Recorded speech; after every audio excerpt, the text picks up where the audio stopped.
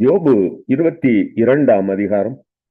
அப்பொழுது தேமானியனான எலிப்பாஸ் பிரதியுத்தரமாக, ஒரு மனுஷன் விவேகியாயிருந்து தனக்குத்தான் பிரயோஜனமாய் இருக்கிறதினால் தேவனுக்கு பிரயோஜனமாயிருப்பானோ?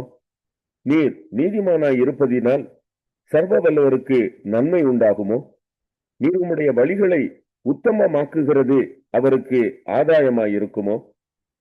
அவர் உமக்கு பயந்து உம்மோட வழக்காடி உம்மோட நியாயத்துக்கு வருவாரோ? உம்முடைய பொல்லாப்பு பெரியதும் உம்முடைய அக்கிரமங்கள் முடிவில்லாதவைகளுமாய் இருக்கிறதல்லவோ?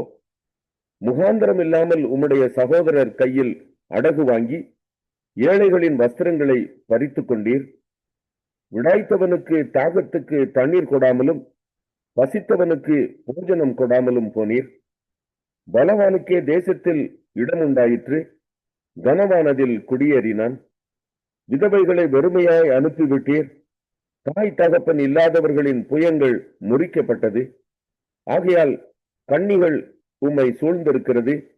அசுப்பிலே உமக்கு வந்த பயங்கரம் உம்மை கலங்க பண்ணுகிறது. நீர் பார்க்க கூடாதபடிக்கு இருள் வந்தது. ஜல பிரவாகம் உம்மை மூடுகிறது. தேவன் பரலோகத்தின் உன்னதங்களில் இருக்கிறார் அல்லவோ? நட்சத்திரங்களின் உயரத்தை பாரும், அவைகள் எத்தனை உயரமாயிருக்கிறது. நீர் தேவன் எப்படி அறிவார்? அந்தகாரத்துக்கு அப்புறத்தில் இருக்கிறவர் நியாயம் விசாரிக்க கூடுமோ? அவர் பாராதபடிக்கு மேகங்கள் அவருக்கு மறைவாயிருக்கிறது. பரமண்டலங்களின் சக்கரத்திலே அவர் உலாவுகிறார் என்று சொல்லுகிறீர். அக்கிரம மாந்தர் பூர்வத்தில் நடந்த மார்க்கத்தை கவனித்து பார்த்தீரோ? காலம் வரும் முன்னே அவர்கள் வாடி போனார்கள். அவர்களுடைய அஸ்திபாரத்தின் மேல் வெள்ளம் புரண்டது. தேவன் அவர்கள் வீடுகளை நன்மையால் நிரப்பி இருந்தாலும் அவர்கள் அவரை நோக்கி, எங்களை விட்டு விலகும், சர்வ வல்லவராலே எங்களுக்கு என்ன ஆகும் என்றார்கள். ஆகையால் துன்மார்க்கரின் ஆலோசனை எனக்கு தூரமாயிருப்பதாக. எங்கள் நிலைமை நிர்மூலமாகாமல் அவர்களுக்கு மீதியானதையோ அக்கினி பட்சித்ததென்பதை நீதிமான்கள் கண்டு சந்தோஷப்படுகிறார்கள். குற்றமில்லாதவன் அவர்களை பார்த்து நகைக்கிறான். நீர் அவரோட பழகி சமாதானமாயிரும், அதனால் உமக்கு நன்மை வரும். அவர் வாயினின்று பிறந்த வேத பிரமாணத்தை ஏற்றுக்கொண்டு அவர் வார்த்தைகளை உம்முடைய இருதயத்தில் வைத்துக் கொள்ள வேண்டுகிறேன். நீர் சர்வ வல்லவரிடத்தில் மனம் திரும்பினால் திரும்ப கட்டப்படுவீர். அக்கிரமத்தை உமது கூடாரத்துக்கு தூரமாக்குவீர். அப்பொழுது தூளை போல் பொன்னையும் ஆற்று கற்களைப் போல் உப்பீரின் தங்கத்தையும் சேர்த்து வைப்பீர். அப்பொழுது சர்வ வல்லவர் தாமே உமக்கு பசும் பொன்னும் உமக்கு சொக்க வெள்ளியுமாயிருப்பார். அப்பொழுது சர்வ வல்லவர் மேல் மனமகிழ்ச்சியாயிருந்து தேவனுக்கு நேராக உம்முடைய முகத்தை ஏறெடுப்பீர். நீர் அவரை நோக்கி விண்ணப்பம் பண்ண அவர் உமக்கு செவி கொடுப்பார். அப்பொழுது நீர் உம்முடைய பொருத்தனைகளை செலுத்துவீர். நீர் ஒரு காரியத்தை நிர்ணயம் பண்ணினால் அது உமக்கு நிலைவரப்படும். உம்முடைய பாதைகளில் வெளிச்சம் பிரகாசிக்கும். மனுஷர் ஒடுக்கப்படும் போது திடப்பட கடவர்கள் என்று நீர் சொல்ல தாழ்ந்தோர் ரட்சிக்கப்படுவார்கள். குற்றமற்றிராதவனையும் கூட தப்புவிப்பார். உம்முடைய கைகளின் சுத்தத்தின் நிமித்தம். ஆகாய் 1ஆம் அதிகாரம்.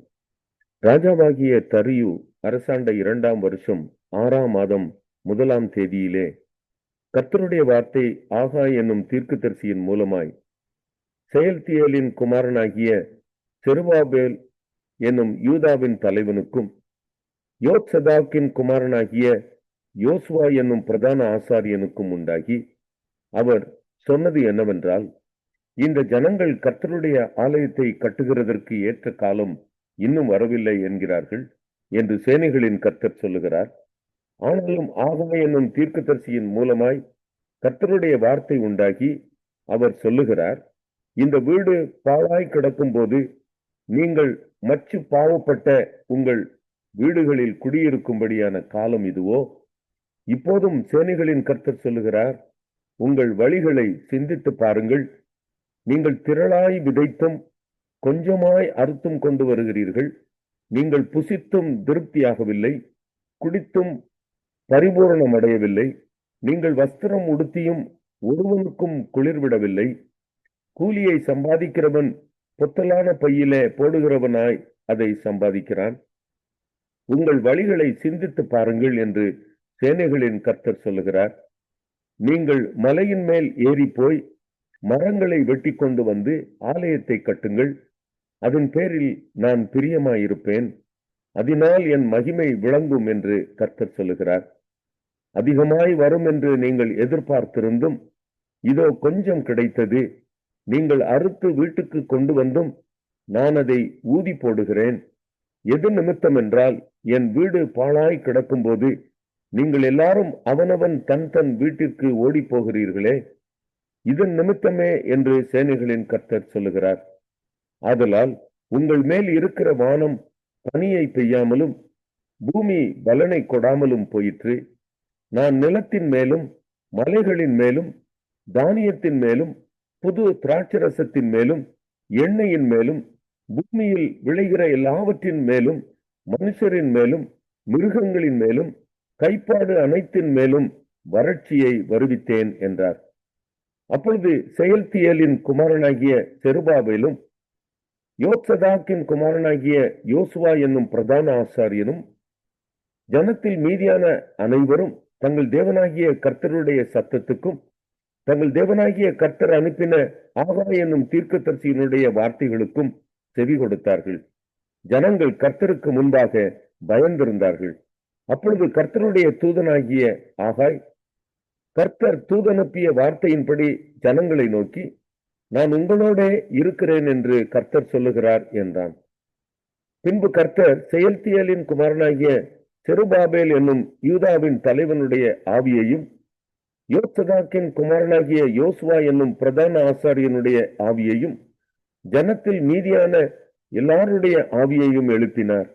அவர்கள் வந்து தங்கள் தேவனாகிய சேனைகளுடைய கர்த்தரின் ஆலயத்திலே வேலை செய்தார்கள். தரியு ராஜாவின் 2ஆம் வருஷம் 6ஆம் மாதம். ஆகாய் 2ஆம் அதிகாரம். 7ஆம் மாதம் 21ஆம் தேதியிலே ஆகாய் என்னும் தீர்க்கதரிசியின் மூலமாய் கர்த்தருடைய வார்த்தை உண்டாயிற்று. அவர், நீ செயல்தியேலின் குமாரனாகிய செருபாபேல் என்னும் யூதாவின் தலைவனோடும் யோத்சதாக்கின் குமாரனாகிய யோசுவா என்னும் பிரதான ஆசாரியனோடும் ஜனத்தில் மீதியானவர்களோடும் சொல்ல வேண்டியது என்னவென்றால், இந்த ஆலயத்தின் முந்தின மகிமையை கண்டவர்களில் உங்களுக்குள்ளே மீந்தி இருக்கிறவர்கள் யார்? இப்பொழுது இது உங்களுக்கு எப்படி காண்கிறது? அதற்கு இது உங்கள் பார்வையில் ஒன்றுமில்லாதது போல் காண்கிறதல்லவா? ஆனாலும் செருபாபேலே, நீ திடன் கொள் என்று கர்த்தர் சொல்லுகிறார். யோத்சதாக்கின் குமாரனாகிய யோசுவா என்னும் பிரதான ஆசாரியனே, நீ திடன் கொள். தேசத்தின் எல்லா ஜனங்களே, நீங்கள் திடன் கொள்ளுங்கள், வேலையை நடத்துங்கள் என்று கர்த்தர் சொல்லுகிறார். நான் உங்களுடனே இருக்கிறேன் என்று சேனைகளின் கர்த்தர் சொல்லுகிறார். நீங்கள் எகிப்திலிருந்து புறப்படுகிற போது நான் உங்களோட உடன்படிக்கை பண்ணின வார்த்தையின்படியே என் ஆவியானவரும் உங்கள் நடுவில் நிலை கொண்டிருப்பார். பயப்படாதேயுங்கள். சேனைகளின் கர்த்தர் சொல்லுகிறார், கொஞ்ச காலத்துக்குள்ளே இன்னும் ஒரு தரம் நான் வானத்தையும் பூமியையும் சமுத்திரத்தையும் வெட்டாந்தரையையும் அசைய பண்ணுவேன். சகல ஜாதிகளையும் அசைய பண்ணுவேன். சகல ஜாதிகளாலும் விரும்பப்பட்டவர் வருவார். இந்த ஆலயத்தை மகிமையினால் நிறைய பண்ணுவேன் என்று சேனைகளின் கர்த்தர் சொல்லுகிறார். வெள்ளியும் என்னுடையது, பொன்னும் என்னுடையது என்று சேனைகளின் கர்த்தர் சொல்லுகிறார். முந்தின ஆலயத்தின் மகிமையை பார்க்கிலும் இந்த பிந்தின ஆலயத்தின் மகிமை பெரிதாய் இருக்கும் என்று சேனைகளின் கர்த்தர் சொல்லுகிறார். இவ்விடத்திலே சமாதானத்தை கட்டளையிடுவேன் என்று சேனைகளின் கர்த்தர் உரைக்கிறார் என்று சொல் என்றார். தரியுவின் 2ஆம் வருஷம் 9ஆம் மாதம் 24ஆம் தேதியிலே ஆகாய் என்னும் தீர்க்கதரிசியின் மூலமாய் கர்த்தருடைய வார்த்தை உண்டாயிற்று. அவர், ஒருவன் தன் வஸ்திரத்தின் தொங்கலிலே பரிசுத்த மாம்சத்தை கொண்டு போகையில் தன் வஸ்திரத்தின் தொங்கல் அப்பத்தையாகிலும் சாதத்தையாகிலும் திராட்சரசத்தை ஆகிலும் எண்ணெயை ஆகிலும் மற்றெந்த போஜன பதார்த்தத்தை ஆகிலும் தொட்டால் அது பரிசுத்தமாகுமோ என்று நீ ஆசாரியரிடத்தில வேத நியாயத்தை பற்றி கேள் என்று சேனைகளின் கர்த்தர் சொல்லுகிறார் என்றார். அதற்கு ஆசாரியர்கள் பிரதியுத்தரமாக, பரிசுத்தமாகாது என்றார்கள். பிணத்தால் தீட்டுப்பட்டவன் அவைகளில் எதையாகிலும் தொட்டால் அது தீட்டுப்படுமோ என்று ஆகாய் பின்னும் கேட்டான். அதற்கு ஆசாரியர்கள் பிரதியுத்தரமாக, தீட்டுப்படும் என்றார்கள். அப்பொழுது ஆகாய், அப்படியே இந்த ஜனங்களும் இந்த ஜாதியாரும் என் சமூகத்தில் இருக்கிறார்கள் என்று கர்த்தர் சொல்லுகிறார். அவர்களுடைய கைகளின் எல்லா கிரியைகளும் அப்படியே இருக்கிறது. அவர்கள் அங்கே கொண்டு வந்து படைக்கிறதும் தீட்டுப்பட்டிருக்கிறது. இப்போதும் கர்த்தருடைய ஆலயத்தை கட்டும்படி ஒரு கல்லின் மேல் ஒரு கல் வைக்கப்பட்டது முதல் நடந்ததை உங்கள் மனதிலே சிந்தித்து பாருங்கள். அந்த நாட்கள் முதல் ஒருவன் 20 மரக்காலாக கண்ட அம்பாரத்தினிடத்தில் வந்தபோது 10 மரக்கால் மாத்திரம் இருந்தது. ஒருவன் ஆலையின் தொட்டியில் 50 குடம் உள்ள ஆலையினிடத்திலே வந்தபோது 20 குடம் மாத்திரம் இருந்தது. கருக்காயினாலும் விஷப்பணியினாலும் கல்மழையினாலும் உங்களை உங்கள் கைகளின் வேலையில் எல்லாம் அடித்தேன். ஆனாலும் நீங்கள் என்னிடத்தில் மனதை திருப்பாமல் போனீர்கள் என்று கர்த்தர் சொல்லுகிறார். இப்போதும் இதற்கு முந்தின காலத்தில் நடந்ததை உங்கள் மனதிலே சிந்தித்து பாருங்கள். 9ஆம் மாதம் 24ஆம் தேதியாகிய இந்நாள் முதல் கர்த்தருடைய ஆலயத்தின் அஸ்திபாரம் போடப்பட்ட அந்நாள் வரைக்கும் சென்ற காலத்தில் நடந்ததை உங்கள் மனதிலே சிந்தித்து பாருங்கள். களஞ்சியத்தில் இன்னும் விதைத்தானியம் உண்டோ? திராட்சை செடியும் அத்திமரமும் மாதளஞ்செடியும் ஒலிவ மரமும் கனி கொடுக்கவில்லையே. நான் இன்று முதல் உங்களை ஆசீர்வதிப்பேன் என்று சொல்லுகிறார் என்றான். 24ஆம் தேதியாகிய அந்நாளிலே கர்த்தருடைய வார்த்தை 2ஆம் விசை ஆகாய் என்பவனுக்கு உண்டாகி, அவர், நீ யூதாவின் தலைவனாகிய செருபாபேலோடு சொல்ல வேண்டியது என்னவென்றால், நான் வானத்தையும் பூமியையும் அசைய பண்ணி ராஜ்யங்களின் சிங்காசனத்தை கவிழ்த்து ஜாதிகளுடைய ராஜ்யங்களின் பலத்தை அழித்து ரதத்தையும் அதில் ஏறி இருக்கிறவர்களையும் கவிழ்த்து போடுவேன். குதிரைகளோட அவைகளின் மேல் ஏறி இருப்பவர்களும் அவரவர் தங்கள் தங்கள் சகோதரனின் பட்டயத்தினாலே விழுவார்கள். சேனைகளின் கர்த்தர் சொல்லுகிறார், செயல்தியலின் குமாரனாகிய செருபாபேல் என்னும் என் ஊழியக்காரனே, உன்னை நான் அந்நாளிலே சேர்த்து கொண்டு உன்னை முத்திரை மோதிரமாக வைப்பேன் என்று கர்த்தர் சொல்லுகிறார். நான் உன்னை தெரிந்து கொண்டேன் என்று சேனைகளின் கர்த்தர். 1 யோவான் 5ஆம் அதிகாரம். இயேசுவானவரே கிறிஸ்து என்று விசுவாசிக்கிற எவனும் தேவனால் பிறந்திருக்கிறான். பிறப்பித்தவரிடத்தில் அன்பு கூறுகிற எவனும் அவரால் பிறப்பிக்கப்பட்டவனிடத்திலும் அன்பு கூறுகிறான். நாம் தேவனிடத்தில் அன்பு கூர்ந்து அவருடைய கற்பனைகளை கை கொள்ளும் போது தேவனுடைய பிள்ளைகளிடத்தில் அன்பு கூறுகிறோம் என்று அறிந்து கொள்கிறோம். நாம் தேவனுடைய கற்பனைகளை கை கொள்ளுவதே அவரிடத்தில் அன்பு கூறுவதாம். அவருடைய கற்பனைகள் வாழும் அல்ல. தேவனால் பிறப்பதெல்லாம் உலகத்தை ஜெயிக்கும். நம்முடைய விசுவாசமே உலகத்தை ஜெயிக்கிற ஜெயம். இயேசுவானவர் தேவனுடைய குமாரன் என்று விசுவாசிக்கிறவனே அன்றி உலகத்தை ஜெயிக்கிறவன் யார்? இயேசு கிறிஸ்துவாகிய இவரே ஜலத்தினாலும் இரத்தத்தினாலும் வந்தவர். ஜலத்தினாலே மாத்திரமல்ல, ஜலத்தினாலும் இரத்தத்தினாலும் வந்தவர். ஆவியானவர் சத்தியமாகையால் ஆவியானவரே சாட்சி கொடுக்கிறவர். உலகத்திலே சாட்சி இடுகிறவர்கள் 3: பிதா, வார்த்தை, பரிசுத்த ஆவி என்பவர்களே. இம்மூவரும் ஒன்றாயிருக்கிறார்கள். பூலோகத்திலே சாட்சியிடுகிறவைகள் 3: ஆவி, ஜலம், இரத்தம் என்பவைகளே. இம்மூன்றும் ஒருமைப்பட்டிருக்கிறது. நாம் மனுஷருடைய சாட்சியை ஏற்றுக்கொண்டால் அதை பார்க்கிலும் தேவனுடைய சாட்சி அதிகமாய் இருக்கிறது. தேவன் தமது குமாரனை குறித்து கொடுத்த சாட்சி இதுவே.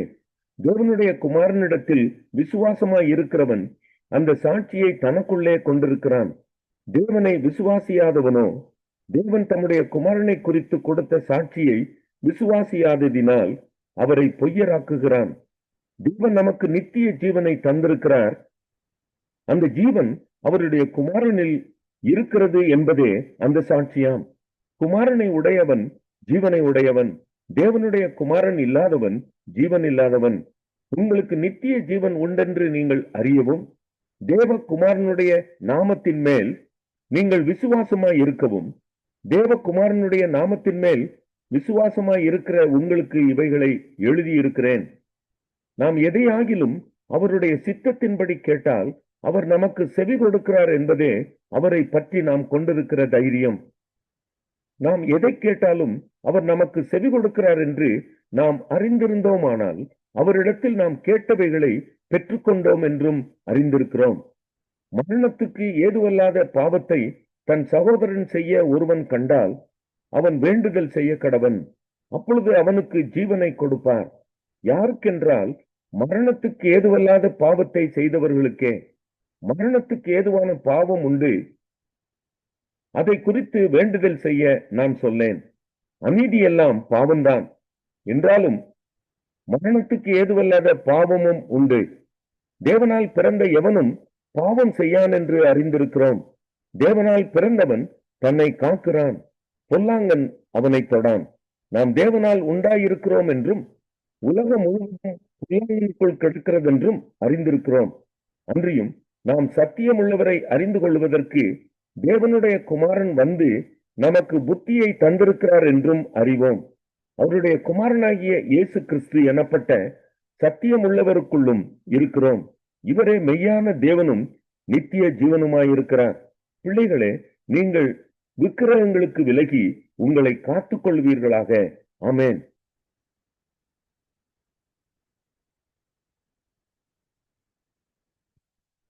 இன்றைய வார்த்தை இன்றைய நாளிலும் 18ஆம் தேதி டிசம்பர் மாதம் 2025ஆம் ஆண்டு இந்த காலை வேளையிலே இந்த வார்த்தையை பேசும்படியாக தேவன் இந்த கிருபைகளுக்காக கர்த்தரை நான் ஸ்தோத்திரிக்கிறேன். இன்றைய நாட்களிலே நாங்கள் வேதத்திலே எடுத்துக்கொண்ட வார்த்தை என்னவென்றால், எரேமியாவின் தீர்க்க தரிசன புஸ்தகம் 29வது அதிகாரம் 13வது வசனத்தை வாசிப்போமாயிருந்தால் கர்த்தருடைய வார்த்தை சொல்லுகிறது, உங்கள் முழு இருதயத்தோடு என்னை தேடினீர்களானால் என்னை தேடுகையிலே அங்கே கண்டடைவீர்கள் என்று சொல்லி இந்த நாட்களிலே சொல்லப்படுகிறதை பார்க்கிறோம். அன்பு பிள்ளைகளே, முழு இருதயத்தோடு தேவனை தேடி கண்டடையும்படியாக கர்த்தர் இந்த நாட்களே நமக்கு இந்த வார்த்தை ஊடாக பேசுகிறதை பார்க்கிறோம். பாருங்கள், இங்கே வேதம் சொல்லுகிற காரியத்தை நாங்கள் பார்ப்போமா இருந்தால், அங்கே பாருங்கள், இந்த எரேமியா 29வது அதிகாரத்திலே பார்க்கிற வேளையிலேயே நாங்கள் அவரை கண்டடைகிற வேளையிலேயே தேவன் ஒரு வாக்குத்தத்தத்தை நமக்கு உறுதி பண்ணுகிறார் என்பதை இன்றைக்கு நாங்கள் காணக்கூடியதாக இருக்கிறது. இந்த 11வது வசனம் இந்த நாட்களில் சொல்லுகிறது, அருமையான கர்த்தருடைய பிள்ளைகளே, பாருங்கள் எப்படி என்று சொல்லி சொன்னால், நீங்கள் எதிர்பார்க்கும் முடிவை உங்களுக்கு கொடுக்கும்படி நான் உங்கள் மேல் நினைத்திருக்கிற நினைவுகளை அறிவேன் என்று கர்த்தர் சொல்லுகிறார். அவைகள் தீமைக்கல்ல, சமாதானத்துக்கு என்றே. அப்படியானால் அந்த நாங்கள் எதிர்பார்த்திருக்கிற அந்த முடிவை நாங்கள் சந்திக்க வேண்டுமாயிருந்தால், அந்த முடிவை நாங்கள் கண்டடைய வேண்டுமாயிருந்தால், முடிவை நாங்கள் பெற்றுக்கொள்ள வேண்டுமாயிருந்தால், ஆண்டவரை நாங்கள் முழு இருதயத்தோடு அங்கே தேடுகிற வேளையிலே தான் அவரோடு நாங்கள் இந்த நாட்களிலே பேசக்கூடியதாக இருக்கும். அருமையான அன்பு பிள்ளைகளே, இன்றைக்கு நாங்கள் ஜெபம் என்று சொல்லி இந்த நாட்களை குந்துகிற வேளையிலே ஏதோ ஒரு தியானங்கள் நம்முடைய சிந்தனையிலே வந்து கொண்டே இருக்கும், ஏதோ ஒரு காரியங்கள் நம்முடைய இருதயத்தில் இந்த நாட்களிலே வந்து கொண்டே இருக்கும். அப்படியானால் அந்த ஜீவனுள்ள தேவனை நாங்கள் எப்படியாக ஒரு முழுமையாக இந்த நாட்களை ஆராதிக்க முடியும், எப்படியாக முழுமையாக அவரை தேட முடியும் என்பதைத்தான் சற்று இந்த நாட்களை பார்க்க வேண்டும். அதைத்தான் இந்த வார்த்தை சொல்லுகிறது, உங்கள் முழு இருதயத்தோடு இந்த நாட்களிலே என்னை தேடினீர்களானால். அருமையான அன்பு பிள்ளைகளே, அப்படியானால் முழு இருதயத்தோடு ஆண்டவரை தேடுகிற ஒவ்வொருவர்களுக்கும் அவர் அங்கே தரிசனம் ஆவார் என்பதைத்தான் அங்கே காண்கிறோம். பாருங்கள், ஆண்டவராய் இயேசு கிறிஸ்து மரித்து விட்டார், மரித்து அவர் அடக்கம் பண்ணப்பட்டு விட்டார். பாருங்கள், அங்கே மரியாள் இந்த நாட்கள் என்ன செய்கிறார்கள், கடந்து செல்லுகிறார்கள். அதிகாலையில் எழுந்து இந்த நாட்களை என்ன செய்கிறார்கள், கல்லறையை நோக்கி இந்த நாட்களை நடந்து செல்லுகிறார்கள். அந்த இடத்திலே போய் ஆண்டவருக்கு செய்ய வேண்டிய காரியத்தை இந்த நாட்களை பார்க்கிற வேளையிலே வேதம் சொல்லுகிறது, பாருங்கள், அங்கே அவள் மரியாள் ஆண்டவரை கண்டாள் என்று சொல்லி அங்கே பார்க்கிறோம். அருமையான கர்த்தருடைய பிள்ளைகளே, அந்த இடத்திலே பாருங்கள், அவர் அவளை அழைக்கிறார். எப்படி என்றால், மரியாளே என்று சொன்ன வேளையிலே அவள் திரும்பி ரபூனி என்று சொல்லி இந்த நாட்களே அவரை சொல்லுகிறதை பார்க்கிறோம். அருமையான கர்த்தருடைய பிள்ளைகளே, அதே விதமாக முழு இருதயத்தோடு நாங்கள் காலையிலே அவரை இந்த நாட்களை தேடுகிற வேளையிலே, அருமையான கர்த்தருடைய பிள்ளைகளே, அவர் இந்த நாட்களை நம்மோடு பேசுவார். மகனே, மகளே என்று சொல்லி பேசுகிறவர்களே, ஆண்டவரே என்று சொல்லி நாங்கள் இந்த நாட்களிலே அவரோடு நாங்கள் அந்த வார்த்தைக்கு நாங்கள் மறுமொழி கொடுக்கிற வேளையிலே நம்முடைய அன்றைய நாளைக்குரிய காரியத்தை தேவன் சந்திக்கிறது மட்டுமல்ல, தேவன் நம்மை ஆசீர்வதித்து அவருடைய கரம் இந்த நாட்களை கூட நடத்துவதையும் அங்கே உணரக்கூடியதாக இருக்கும். அருமையான கர்த்தருடைய பிள்ளைகளே, அதைத்தான் இந்த நாட்கள் இந்த வேதத்திலே இந்த 29ஆம் அதிகாரத்திலே சொல்லப்படுகிற காரியம் என்னவென்றால், ஆண்டவர் சொல்லுகிறார், இந்த நாட்களே நீ என்னை முழு இருதயத்தோடு தேடி இந்த நாட்களே என்னை கண்டுபிடிக்கையில் நீ எதிர்பார்க்கிற உன்னுடைய முடிவை நான் உனக்கு கொடுப்பேன் என்று சொல்லி இந்த நாட்கள் சொல்லப்படுகிறது. ஜெபத்துக்குரிய பதிலை தேவன் தருவார். இன்னைக்கு அருமையான அன்பு பிள்ளைகளே, நாங்கள் தேவனை தேடுவதற்கு ஒரு நேரத்தை இந்த நாட்களில் நிர்ணயிக்க வேண்டும். அந்த நேரம் எப்படிப்பட்ட நேரமாக இருக்க வேண்டும் என்றால், அதிகாலையிலே மோசே தேவனை அதிகாலையிலே சீனாய் மலையிலே சந்தித்தார். அருமையான அன்பு பிள்ளைகளே, அது மட்டுமல்ல, ஆண்டவருடைய தீர்க்கதரிசிகள், ஆண்டவருடைய பிள்ளைகள் இந்த நாட்களிலே அதிகாலையிலே இந்த நாட்களிலே எழுந்து இந்த நாட்களிலே தேவனை சந்திக்கும்படியாக அப்படியே மலைகளுக்கு இந்த நாட்களில் நடந்து போவார்கள். ஏனென்றால் ஒரு ஜன நடமாட்டம் இல்லாதபடி, பிரச்சனை அதாவது சத்தங்கள் சந்தடிகள் இல்லாதபடி அப்படி ஒரு அமைதியான சூழ்நிலையிலே, அமைதியான இடத்திலே தான் கர்த்தர் இந்த நாட்களிலே வந்து அவர்களை சந்திக்கக்கூடியதாக இந்த நாட்களில் இருந்ததை பார்க்கிறோம். அருமையான கர்த்தருடைய பிள்ளைகளே, ஆனால் ஆண்டவர் சொல்லுகிறார் சமாரியா ஸ்திரீக்கு எங்கும் தொழுது கொள்ளுகிற காலம் வந்திருக்கிறது என்று. அப்படியானால் எந்த இடத்திலே எந்த சூழ்நிலை நாங்கள் இருந்தாலும் முதலாவது நாங்கள் கவனிக்க வேண்டிய காரியம் என்னவென்றால், நம்முடைய இருதயம் எந்த நிலைப்பாட்டில் இருக்கிறது? முழு இருதயத்தோடு இருக்கிறதா, அல்லது அறவாசி நம்முடைய இருதயம் பொக்கிஷங்களை, பொருட்களை, உலக ஆசைகளை தேடி நிற்கிறதா? இப்படியான சூழ்நிலையில் நாங்கள் வந்து ஆண்டவரிடத்திலே ஜெபிக்கிறோமா என்பதை நாங்கள் சற்று நாட்களை ஆராய்ந்து பார்க்க வேண்டும். அதனாலே கிறிஸ்துவுக்குள் அன்பான அன்பு பிள்ளைகளே, இந்த வாக்கு தத்தங்கள் உங்களுடைய வாழ்க்கையில் ஒரு திருப்பத்தையும் ஒரு மாற்றத்தையும் இந்த நாட்களில் கொண்டு வரும். அதனாலே நீங்கள் செய்ய வேண்டிய காரியம் என்னவென்றால், ஆண்டவரை முழு இருதயத்தோடு தேடி அவரை கண்டுபிடியுங்கள். அப்பொழுது இந்த நாட்களிலே உங்களுடைய வாழ்க்கை முற்று முழுதாக இந்த நாட்களிலே மாற்றப்படும். உங்களுடைய குடும்பத்துக்குள்ளே ஒரு மாற்றம் வரும், உடைய பிள்ளைகளுக்குள்ளே உனக்கு மாற்றம் வரும், நீங்கள் வேலை செய்கிற இடத்திலே மாற்றம் வரும், நீங்கள் செல்லுகிற இடங்களிலே இந்த நாட்களிலே மாற்றம் வரும். அப்படியாக தேவன் இந்த நாட்களிலே மாற்றுவார். ஆண்டவர் தாமே இந்த வாக்குத்தத்தத்தினூடாக உங்களை ஆசீர்வதிப்பார் என்று ஆண்டவரும் இரட்சகருமாயிருக்கிற இயேசு கிறிஸ்துவின் இனிய நாமத்திலே வாழ்த்தி ஆசீர்வதிக்கிறேன். கர்த்தருக்கு மகிமை உண்டாவதாக. கர்த்தர் உங்களோடு கூட இருப்பாராக. ஆமேன், ஆமேன்.